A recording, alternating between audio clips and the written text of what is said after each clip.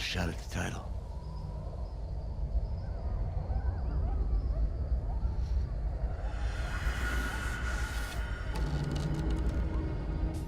Happy New Year, everyone. Let's kick this year off right with a movie review. Bunraku was a movie I discovered a few years ago.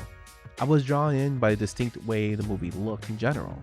The dark but colorful scenery of the movie is really beautiful in my opinion, and it really reminded me of one of my childhood favorites, Dick Tracy.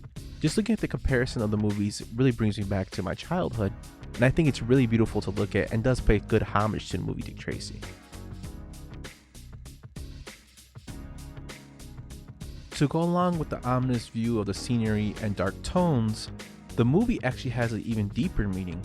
Bunraku is actually derived from a 400-year form of Japanese puppet theater, and the director uses this throughout the movie in terms of transitions or even storytelling. In the beginning of the movie, there's actually a whole puppeteer show done to explain how man went from swords to nuclear weapons, then due to the destruction of nuclear weapons went right back to sword. And this part is actually really cool and excellently done. Bunraku has an all-star cast, starring Josh Hartnett, Woody Harrelson, Japanese musician Gackt, also with Kevin McKidd, Ron Perlman as a main antagonist, and Demi Moore. It also includes a narrator that tells a story throughout the movie. This narrator is actually portrayed by Mike Patton of Faith No More fame. Mike Patton's tone of his narration sets a great mood in the movie and goes along with the tone the director Guy Moshe was trying to set. As we know, Mike Patton is a great storyteller in his music, but he does an even better job in this movie, and I really enjoyed the way he narrated us from the beginning to the end of the movie, and it kept the movie flowing, in my opinion, very well. And also he made some references to some songs he sang, so while you're watching the movie, look out for those. The first drop of blood changes everything. Carrying an undeniable intention, it is always a painful reminder that a violent solution can never be realized without putting one's life at stake. The story of Bunraku draws heavily on samurai and Western films influence. It is based in an apocalyptic world where, due to the destruction that guns and missiles have caused, guns are outlawed, and now we are back to the way of the sword. The land is controlled by gangs, and the biggest gang is led by Nicola, the woodcutter, played by Ron Perlman. The way gangs decide power is they have challenges among each other, usually a 20 versus 20 man fight, but Nicola has 10 killers counting him that are very deadly and uses one killer versus 20 men. Usually he would send his top lieutenants such as Killer Number 2, played by Kevin McKidd. Suddenly, two mysterious figures show up. One, the mysterious drifter played by Josh Hartnett, who is looking for revenge for whoever killed his father, and the samurai named Yoshi played by Gackt.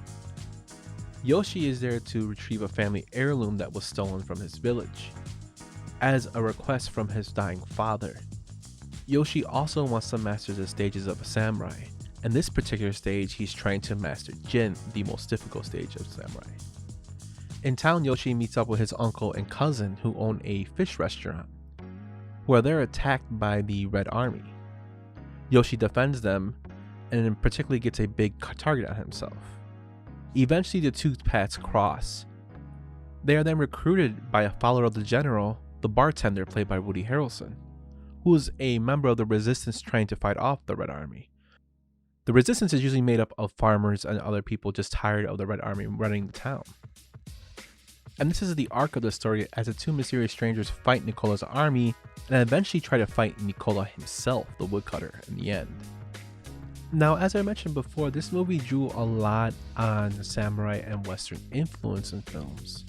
So while I was watching, I couldn't help myself but think of Fistful of Dollars with Clint Eastwood when he protected the town from bandits, or a Wandering Samurai movie where the samurai would help the villagers from bandits or crooks. This is the kind of movie that this is. Now, it's not going to be the greatest movie you'll watch, as it does have some cheesy dialogue in it, but it's very well done and the actors do a great job. So it's not going to win any Oscars, but it's very entertaining.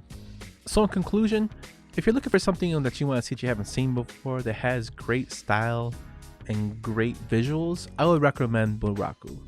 Like I said, you're not going to get an Oscar-winning movie, but you're going to get a very entertaining movie, and I think sometimes those are the best ones to see. If you want to pick up a copy, you can go to the Amazon Video, or you can even go and get it from eBay. I actually picked this up for $5 at a rental store. But anyways, thank you so much for watching. Happy New Year, and please enjoy the rest of your day.